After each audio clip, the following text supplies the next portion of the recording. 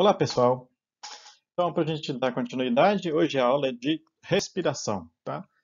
Como vocês já viram essa parte na bioquímica, na disciplina de bioquímica, então hoje é só mais um lembrete, né? Mais uma recordação e alguns detalhes que são específicos de planta, tá? Então, hoje a respiração é exclusivamente dos organismos vegetais, ok? Bom, em termos de trocas gasosas, fotossíntese e respiração são opostos, ou seja, o que a respiração produz, CO2, a fotossíntese consome, né? Então a gente viu a parte de fixação de CO2 no processo fotossintético, né? E o que os organismos autotróficos, né, que a gente chama de fotossintetizantes, produzem, por exemplo, o oxigênio, é consumido na respiração dos organismos autotróficos, né, plantas também respiram, e, sobretudo, nos organismos heterotróficos. Então, nós somos organismos heterotróficos e dependemos fundamentalmente desse oxigênio produzido pelos organismos fotossintetizantes. Tá?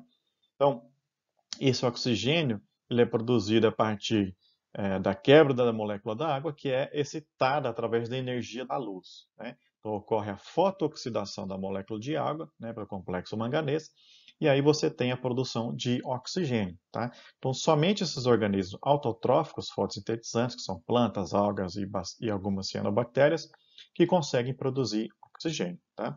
Então, esse não só o oxigênio, como vários produtos orgânicos, por exemplo, a gente falou bastante sobre sacarose no vídeo aula passado, é extremamente importante também para os organismos heterotróficos. Tá? Isso ocorre também dentro do mesmo organismo. Né? Então, a gente tem, por exemplo, órgãos-fonte, que são folhas, por exemplo, né? órgãos fotossintéticos, e temos órgãos dreno, que muitos deles são não fotossintetizantes, né? Então, que a gente chama de células heterotróficas. Enquanto nas células-fonte produzem oxigênio e carboidrato, por exemplo, a gente viu bastante o transporte de sacarose ao longo da planta. Essas células heterotróficas vão consumir tanto o oxigênio quanto o carboidrato, a gente vai ver hoje como que isso ocorre, e eles, através da respiração, produzem também CO2 e água, né? Que o CO2 aqui e a água são substrato para o processo fotossintético, tá? A partir do CO2 a planta fixa e forma um carboidrato, e a partir da água ela quebra, né? Faz uma fotooxidação dessa molécula de água e produz o oxigênio. Coisas completamente interdependentes, tá? Então, de maneira simples e geral, as funções da respiração, basicamente, produção de energia, tá? Então, a produção de energia na maioria dos animais depende fundamentalmente da respiração. No caso das plantas, o cloroplasto, né, o processo fotossintético, também produz ATP.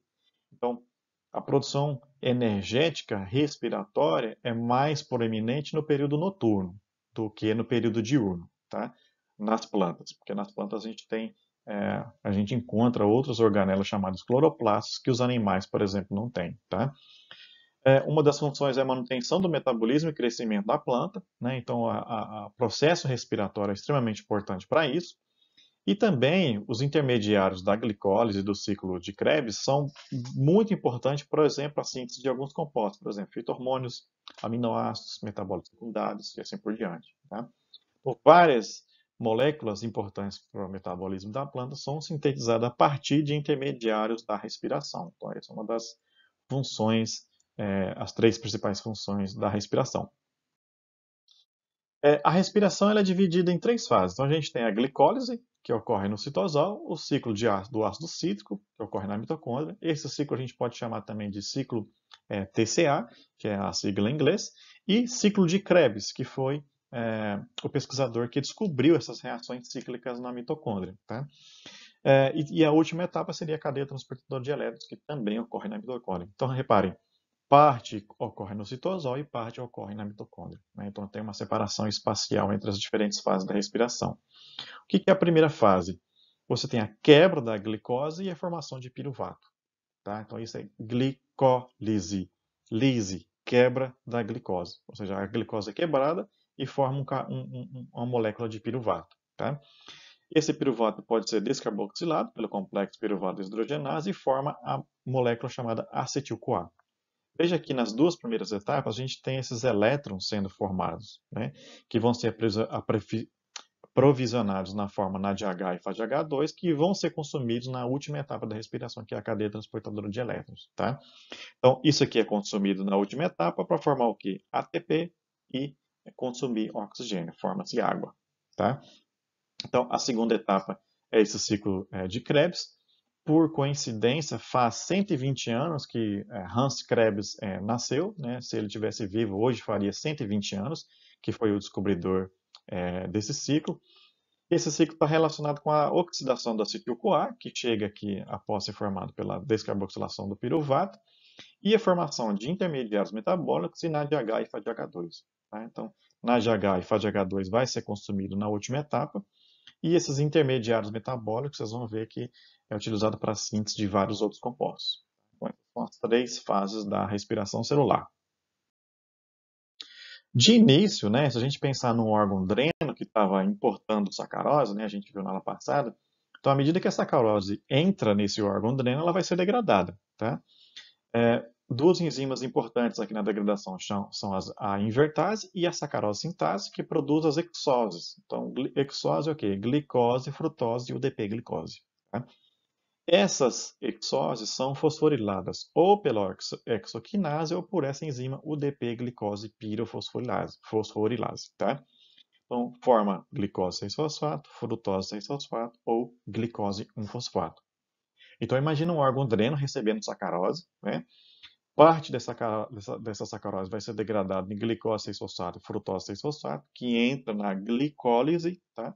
Processo respiratório, ou parte, principalmente essa glicose 1-fosfato aqui, embora ela possa ser convertida em frutose 6-fosfato, ela é principalmente usada para síntese de amido.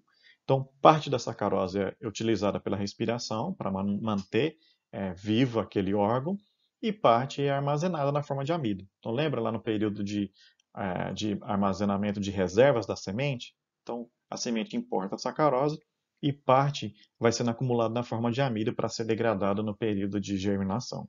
Então, esse aqui é o início da glicólise, ok? A glicólise em si é todas essas reações aqui. Tá? Então, é uma série de reações bioquímicas que sai aqui ou da sacarose ou das hexoses e termina aqui em piruvato. Tá? Então, são várias reações acontecendo ao mesmo tempo e tudo isso acontecendo no citosol. Okay?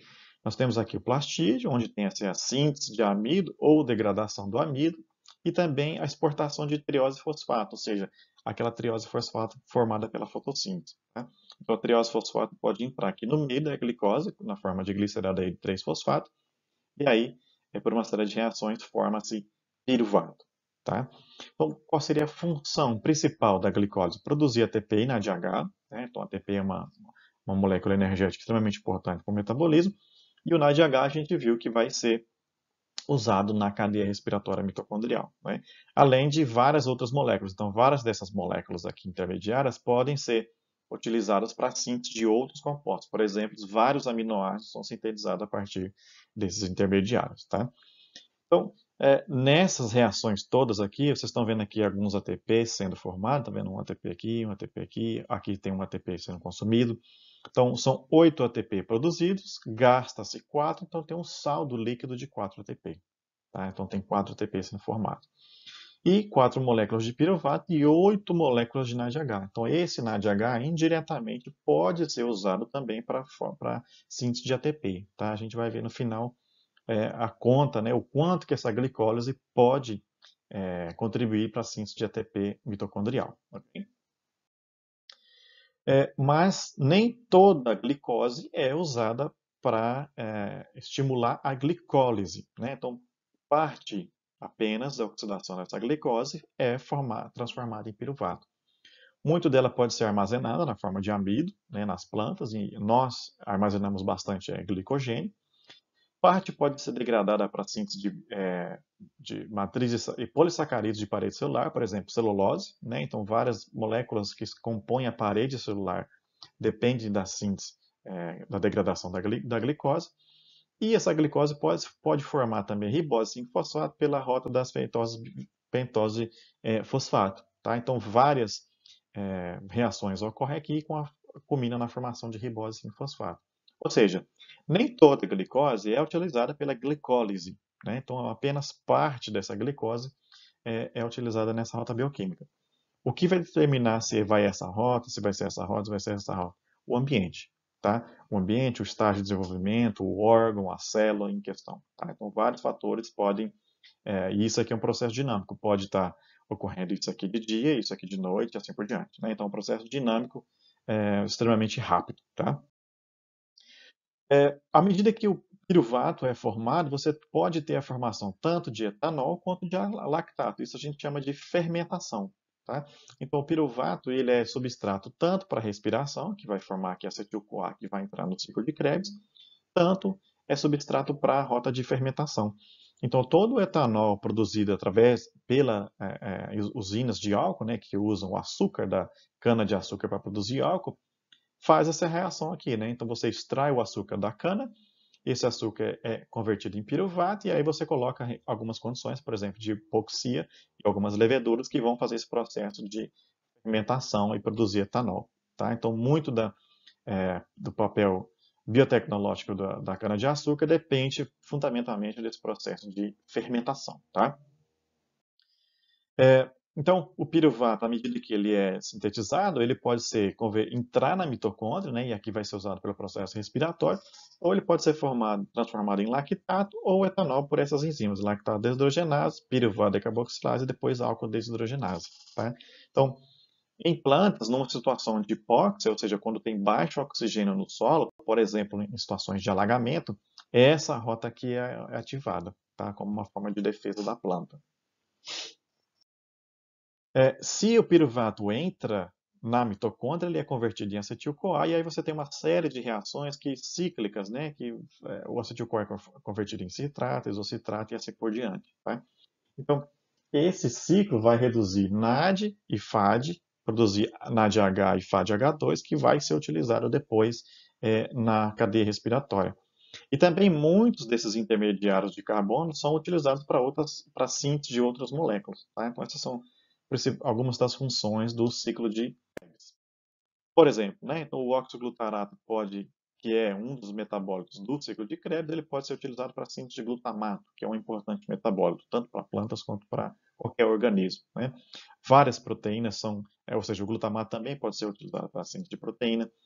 Aqui, prolina, glutamina também são sintetizados através dessa rota metabólica.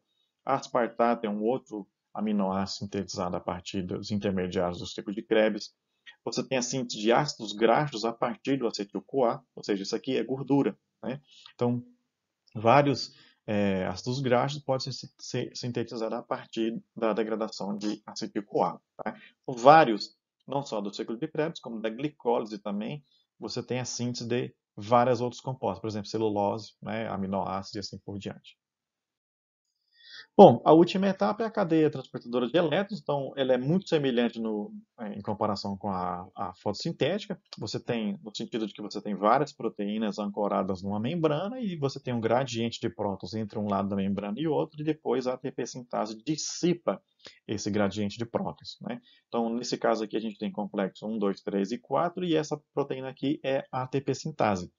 Então, o complexo 1, 3 e 4 bombeiam próton da matriz mitocondrial para o espaço intermembranas e, à medida que esse espaço intermembrana se torna muito positivo, a ATP sintase dissipa esse gradiente de prótons de volta para a matriz mitocondrial. Ao fazer isso, ela sintetiza o ATP. Né? Então, ela usa a molécula de ADP mais PI e sintetiza ATP. Tá? Então, a síntese de ATP na mitocôndria é bem semelhante ao processo fotossintético. O que muda? Os complexos proteicos são completamente diferentes. No cloroplasto você tem lá os fotossistemas, citocromo B6F, e aqui você tem outras proteínas que estão relacionadas a degradar NADH e succinato, por exemplo, e transferir elétrons da mesma forma que tem no cloroplasto. Aqui existem essas chamadas quinonas que transferem elétrons de um complexo para o outro, e alguns complexos têm também essa capacidade de bombear prótons de um lado da membrana para o outro. Tá? Bom, o modelo de síntese de ATP é o modelo quimio-osmótico, que é muito semelhante àquele encontrado nos cloroplastos. Então, só para a gente comparar os dois processos, tanto no cloroplasto como na mitocôndria, eles são muito semelhantes entre si, porque envolve a transferência de elétrons entre diferentes proteínas que estão ancoradas numa membrana, uma no cloroplasto e outra na mitocôndria, e tem esse bombeamento de prótons que é dissipado pela ATP sintase. Tá? Então, a ATP sintase do cloroplasto é muito semelhante, geneticamente falando, né, em termos de sequência de aminoácidos, é muito semelhante à mitocondrial, e o mecanismo de síntese de ATP também é muito semelhante. Tá? Então, um processo bem similar entre cloroplasto e mitocôndria. Qual que é a principal diferença? Aqui precisa de luz, aqui não. Tá? Então, cloroplasto, essa síntese de ATP ocorre somente na luz, ao passo que na mitocôndria ocorre na luz e no escuro, mas principalmente no escuro, ok? Em plantas, tá? De maneira resumida, então, o que a gente tem? Para cada molécula de glucose, a gente pode ter 60 ATP sendo formado. Então, aqui tem a produção indireta da glicólise e depois aqui do ciclo de Krebs. Ou seja, você tem as formações do ATP, né, fosforilações em nível de substrato, mas você tem também a formação de NADH ou de FADH2 que vão ser degradados na terceira etapa e para produzir ATP. Tá? Então, indiretamente, cada molécula de glicose, sendo degradada pela glicose e pelo ciclo de Krebs, forma-se 60 ATPs. Né? Então, é muito ATP por molécula de glicose. Por isso que essa rota bioquímica é extremamente importante. Tá? Então, pessoal, essa era a nossa aula de respiração. Espero que vocês tenham gostado. Qualquer dúvida, só mandar mensagem no fórum ou manda e-mail para mim, ok? Tchau, tchau.